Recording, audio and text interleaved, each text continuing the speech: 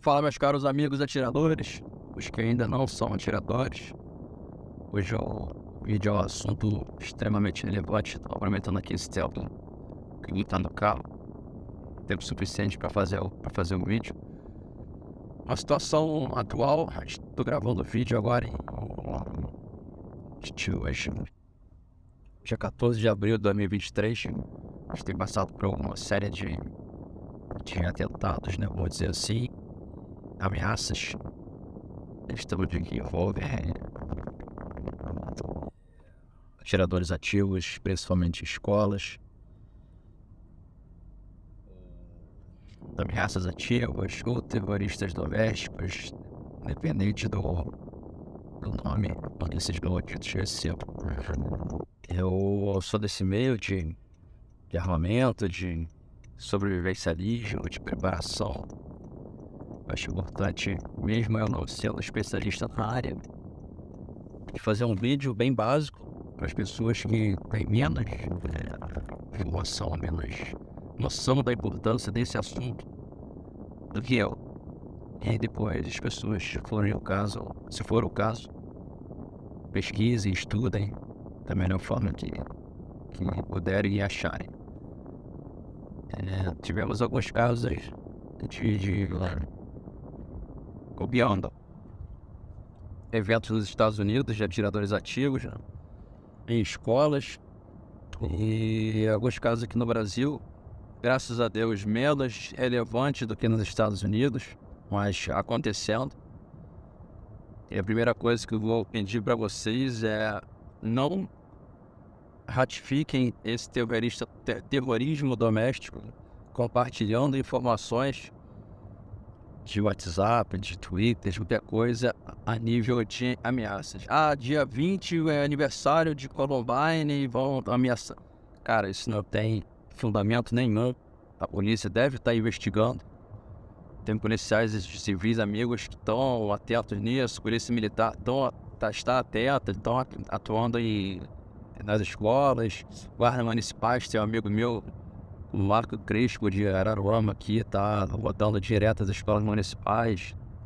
O pessoal tá atento. Então, galera, tem muita gente, mães, pais da escola da minha filha, que tem uma filha com 14 anos, os pais desesperados, cogitando não mandar as crianças para a escola. Então, a primeira dica, se é que eu posso dar dica disso para alguém, não compartilhem essas informações, pelo menos sem confirmar.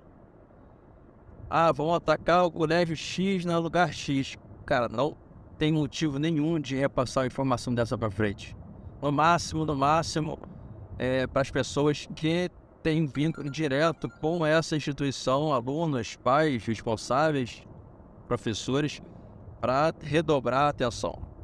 Mas, infelizmente, é uma situação que a gente espera que não aconteça, mas pode vir a acontecer de se tornar um novo normal, com uma frequência relativamente alta no Brasil. Esses ataques podem se expandir para outros locais de fácil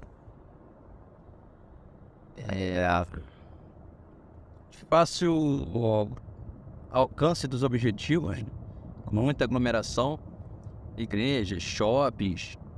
Então é importante, independente de ser uma questão dessa de atirador ou ameaça ativa, seja com arma de fogo, seja com faca, é importante.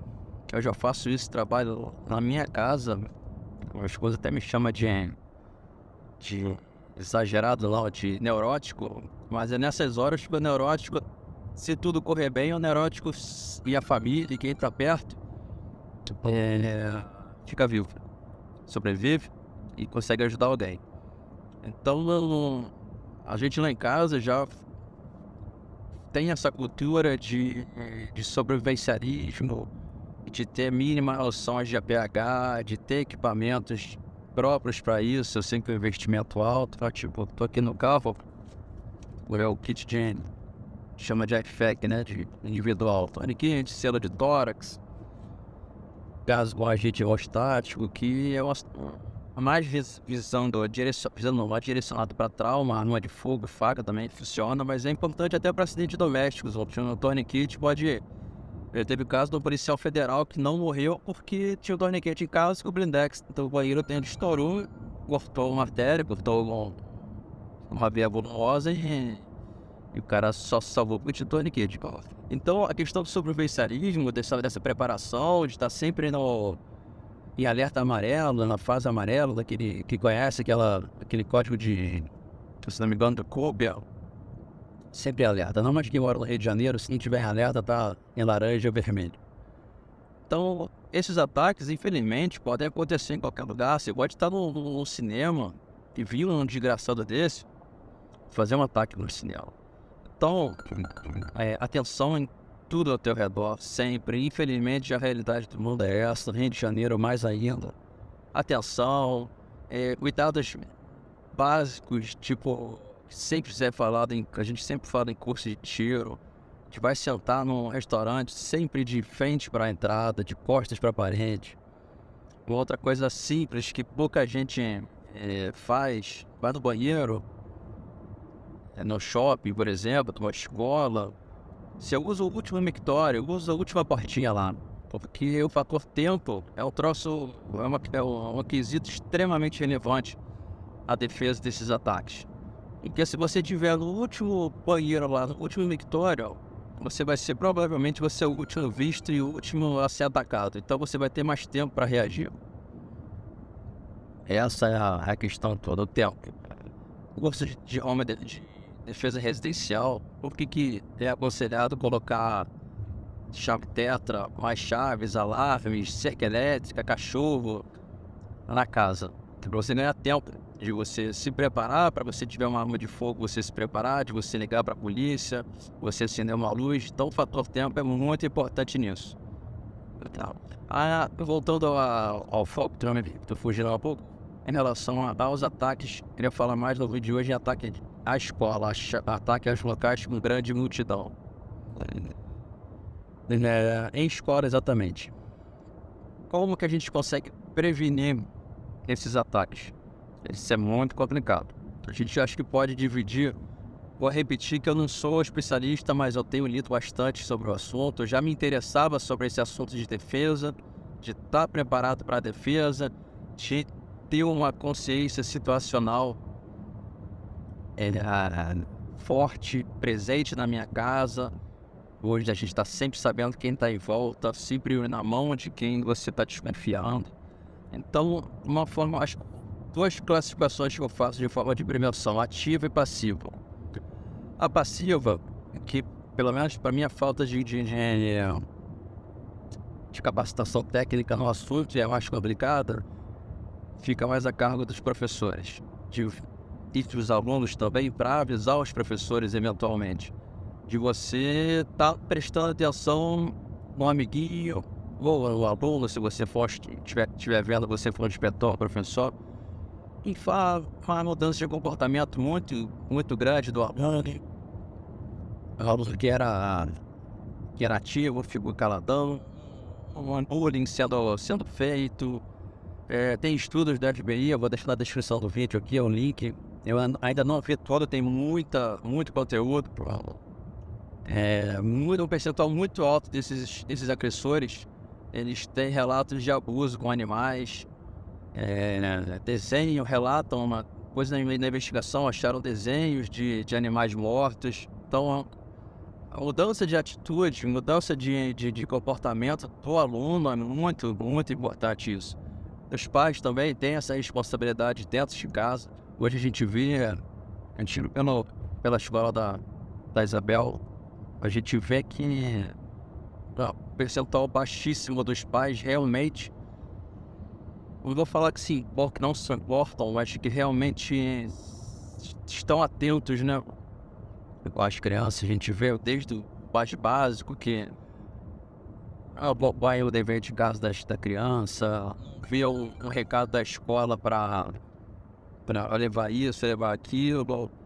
Então, para não estar acompanhando o WhatsApp do filho, uma rede social do filho, já teve relatos de contato de pessoas, não sei se o termo certo é aliciando esses menores para cometerem esses crimes bárbaros, até mesmo no videogame, no chat de videogame, conversa de videogame. Então é importantíssimo os pais estarem atentos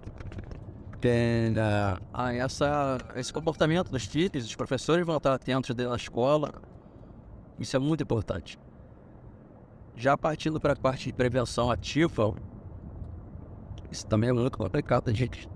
Eu acho que evitar um ataque desse 100% é muito difícil. Tá? Bruno, o que você acha de detector de metal na escola? Vai funcionar, mas não é 100%, porque vai trazer problemas que a gente tem que ver se estão dispostos a enfrentar.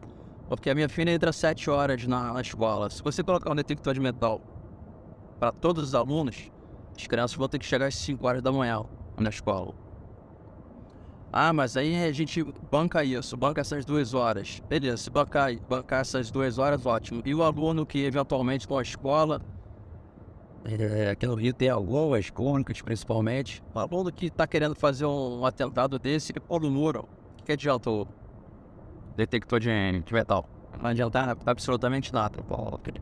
Cara, eu particularmente vou me estender muito nessa questão. Eu tô querendo mais dar as dicas em relação ao que fazer durante um eventual ataque desse.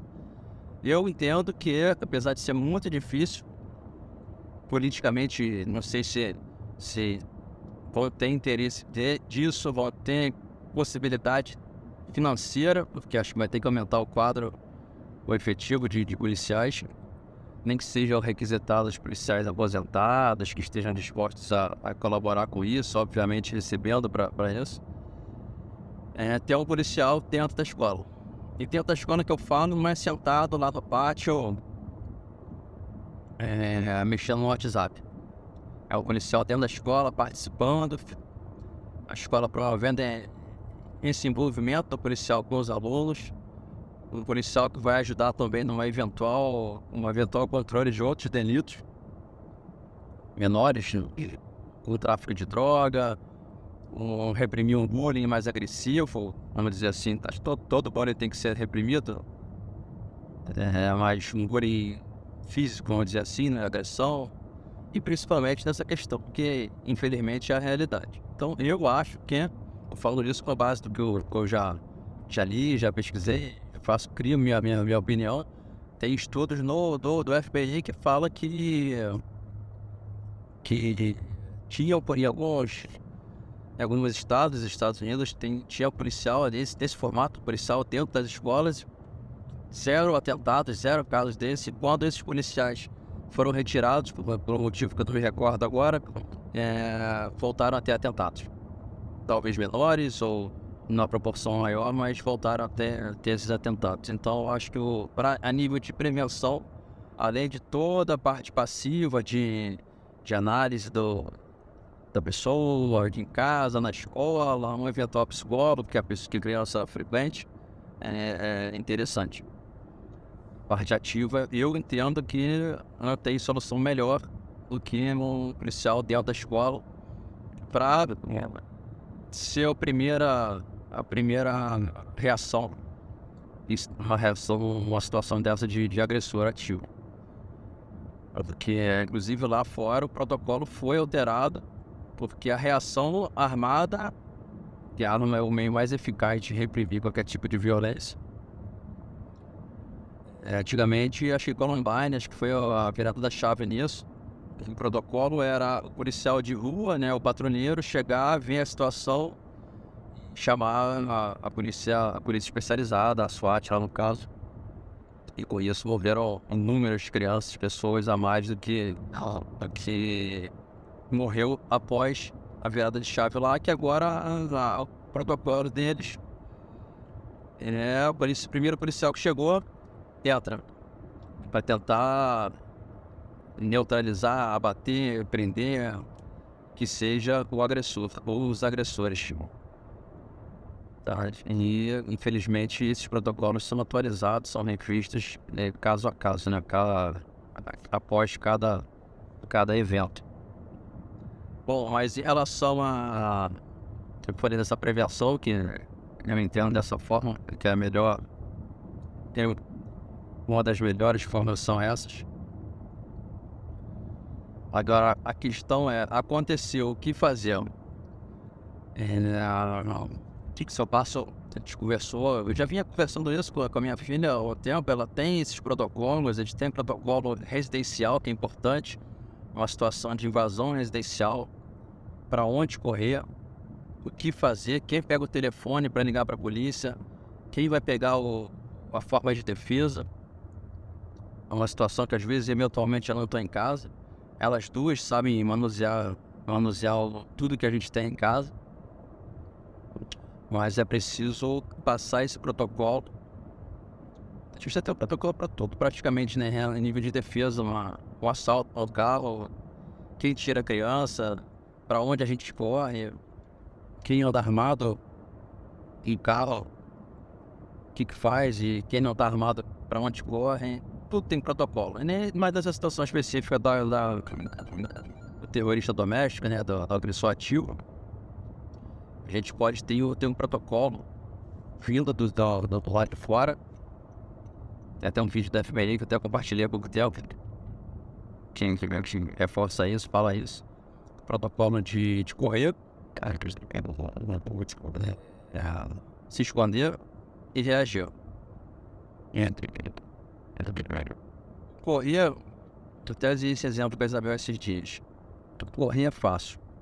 O problema é a situação que você acha que nunca vai acontecer com você. Você nunca vai ser assaltado, você nunca vai sofrer acidente e nunca vai acontecer uma agressão absurda dessa com você. Então, a primeira coisa, não negue os sinais. Você está dentro da sua escola, você sabe quais são os barulhos habituais. A gente tem que ter o discernimento de saber minimamente a diferença de um desgraçado de um motoboy passando com o escape aberto, cortando giro, do andando de tiro. E mesmo que seja um motoboy, já tem que dar uma viradinha na chave e falar assim, opa, pode ser isso. Então, se você escutar alguma coisa diferente do trivial da sua escola, ou de onde você estiver, do shopping, da igreja, já é para ficar, já passar do estágio amarelo para o estágio laranja, ou do estágio laranja para o vermelho. Você, conhecedor, frequentador daquele local, você tem que estar antecipado. Volta aquela questão do tempo, você tem que estar com o seu protocolo feito na sua mente. Se eu estou na quadra da escola e aconteceu alguma coisa, eu vou correr para a biblioteca, por exemplo. Se eu estou na minha sala de aula, e a sala de aula a gente entende que é segura, tem janelas, tem corredor, janela de vidro para o corredor, que vai ser possível a visualização, um desgraçado desse vai dentro da sala, ali não é um local seguro. Então você já tem que estar com esse protocolo preparado mentalmente, para, se acontecer, não ter a perda do tempo, sempre o tempo, para decidir isso.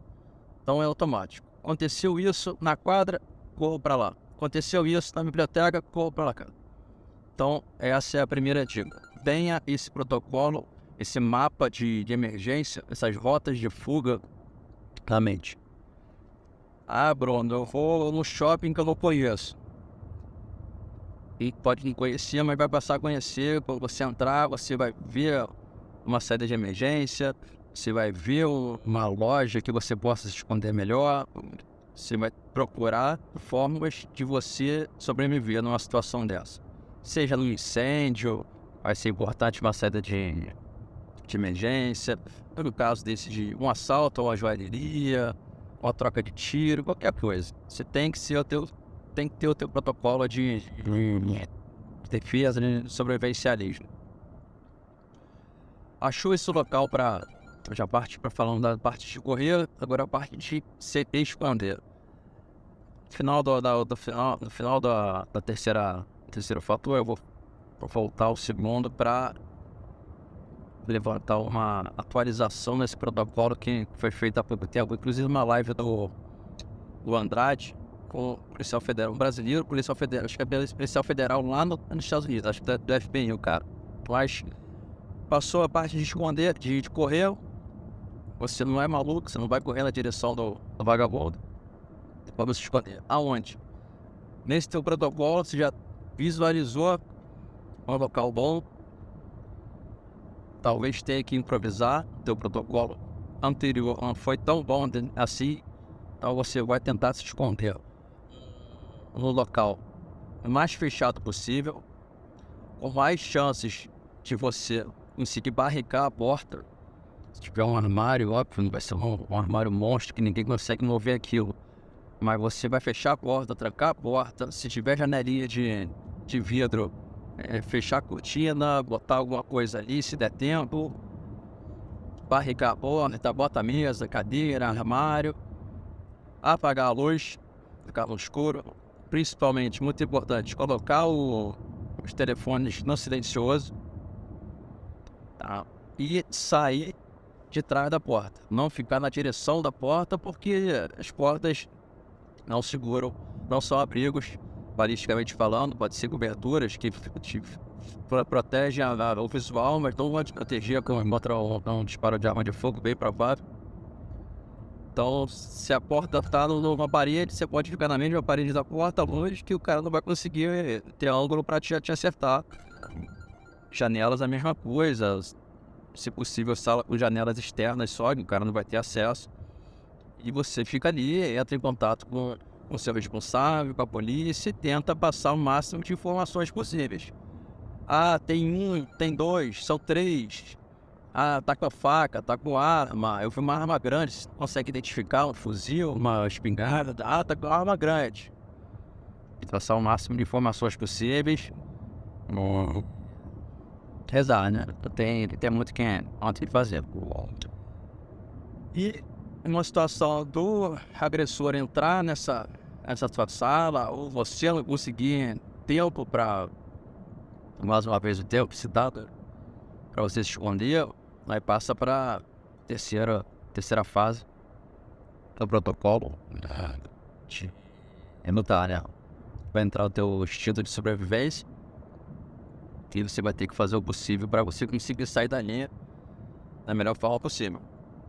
Então,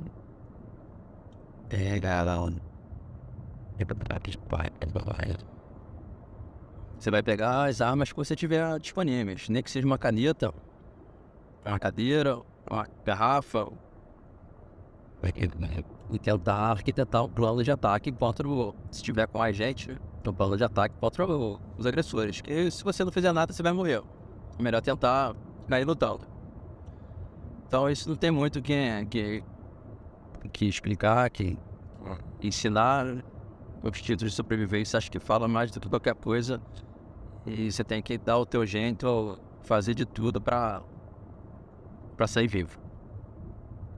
Vale puxar cabelo, vale enfiar o dedo no olho, vale dar chute no saco do vagabundo, vale tudo. Só não vale morrer.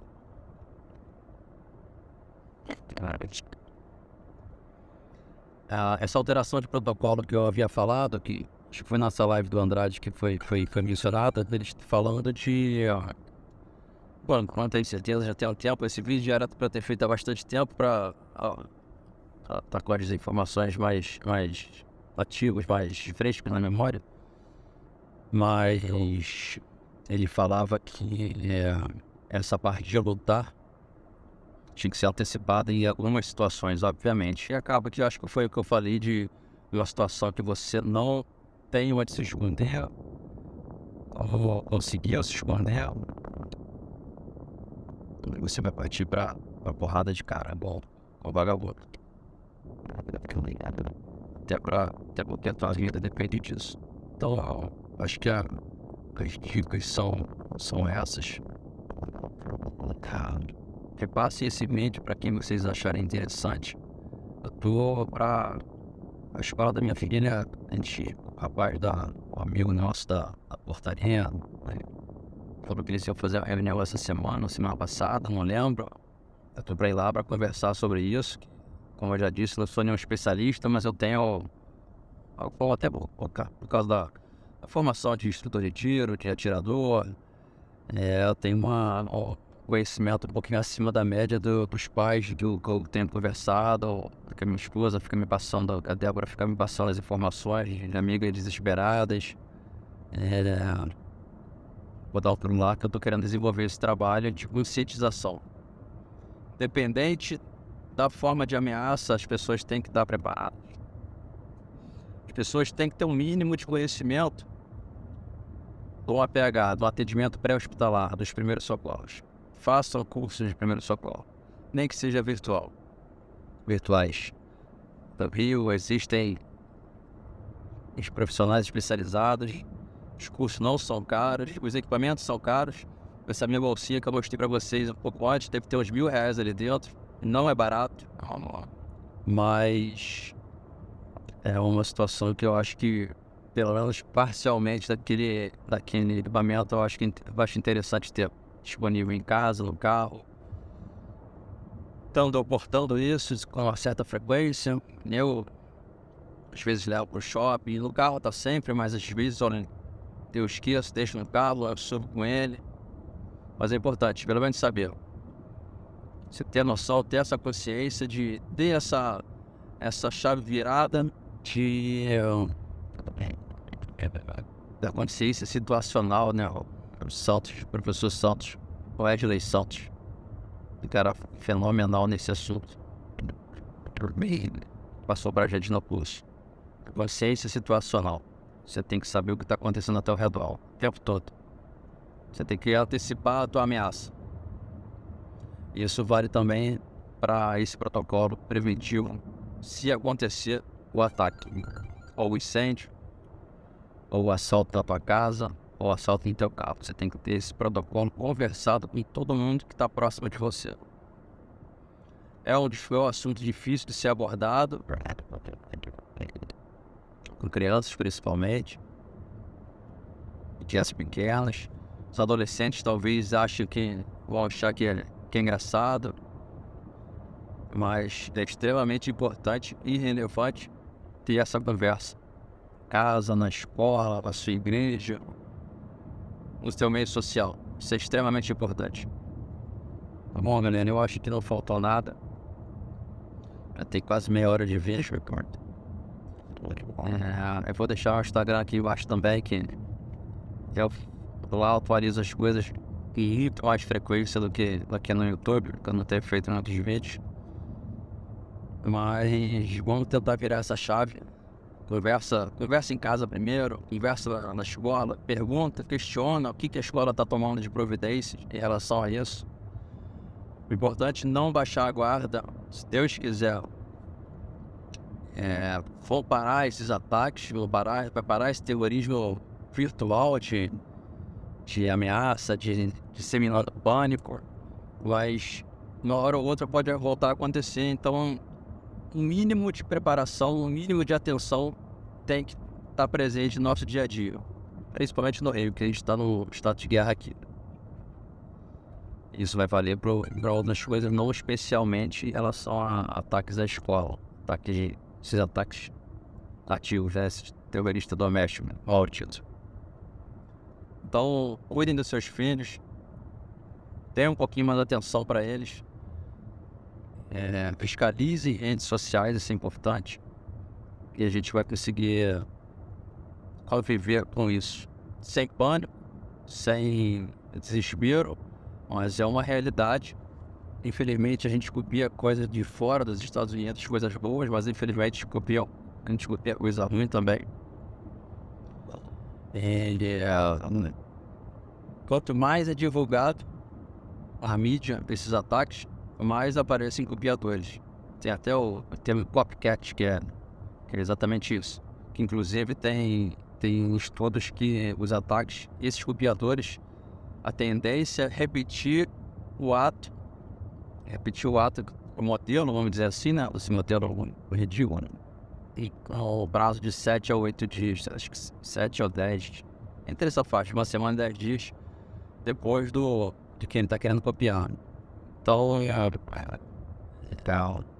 um pouquinho mais de atenção nesses dias, nesse prazo. Nada de deixar de mandar filho para a escola, nada de deixar de frequentar a sua igreja, nada de deixar de ir no shopping, senão que a gente não pode viver nesse desespero, com esse medo. A gente tem que estar preparado para isso. Se acontecer, a gente está minimamente preparado para sobreviver, para passar por uma situação dessa e ajudar o máximo de pessoas que for possível. Forte abraço aí. Estamos bem. Isso aí vai cessar e a gente vai só ficar nos treinamentos, na preparação técnica, vamos dizer assim, né? Só tentando prever sem ter que colocar isso em prática. Tá bom? Um abraço. Bom dia para vocês.